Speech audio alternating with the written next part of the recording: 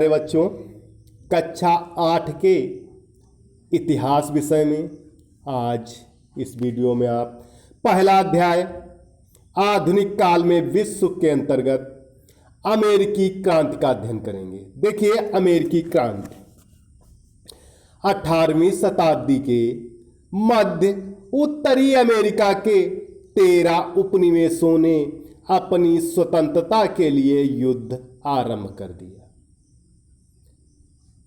18वीं शताब्दी के मध्य तक अमेरिका के 13 उपनिवेशों पर ब्रिटेन का कब्जा था। उन 13 उपनिवेशों ने स्वतंत्रता के लिए युद्ध आरंभ कर दिया, जिसका प्रमुख कारण ब्रिटिश सरकार द्वारा व्यापार पर लगाई गई पाबंदियां थी। इन उपनिवेशों को जब तक अपनी मातृभूमि कनाडा की फ्रांसीसियों से रक्षा एवं सैन्य सहायता की आवश्यकता थी, तब तक उन्होंने इन पाबंदियों को सहन किया।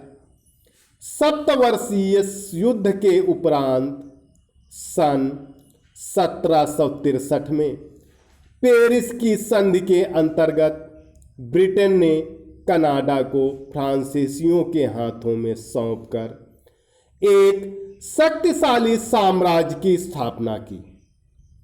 इसी समय ब्रिटेन में जॉर्ज ग्रेनविल की सरकार ने उपनिवेशों को अपने सुरक्षा खर्च वहन करने के लिए व्यापार कानून को लागू किया। इसके अतिरिक्त ग्रेनविल की सरकार ने सन 1765 में स्टाम्प एक्ट को पारित कर उपनिवेशों के ऊपर आर्थिक बोझ को बढ़ा दिया। इन करों का हिंसात्मक विरोध किया गया, जो ब्रिटिश संसद द्वारा लगाए गए थे। सरकार ने स्टाम्प एक्ट को लागू करने में आई कठिनाइयों को देखते हुए एक्ट को समाप्त कर दिया। इस एक्ट को समाप्त करने का अर्थ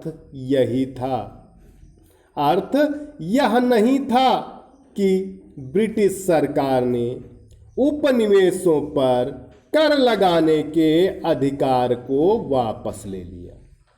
वित्त चांसलर टाउनशेंड ने चाय तथा काली मिर्च जैसी कुछ वस्तुओं के आयात पर कर लगा दिया। इसके विरोध में उपनिवेशों ने सभी ब्रिटिश सामानों के आयात पर रोक लगा दी। परिणाम स्वरूप प्रधानमंत्री लॉर्ड नॉर्थ द्वारा सभी आयात शुल्क वापस ले लिए गए। उपनिवेश मूल रूप से ऐसी संसद द्वारा कर लगाए जाने का विरोध कर रहे थे जिसमें उनका कोई प्रतिनिधि नहीं था। सन 1773 में बोस्टन बंदरगाह पर चाय से लदे 3 जहाजों में बड़ी संख्या में उपनिवेशित लोग चढ़ गए और लदे हुए सामान को समुद्र में फेंक दिया। इस घटना को बोस्टन ला पार्टी के नाम से जाना जाता है। ब्रिटिश सरकार ने बोस्टन के लोगों को इस गैर कानूनी व्यवहार के कारण दंडित करने हेतु बोस्टन बंदरगाह को व्यापार के लिए निषेध कर दिया।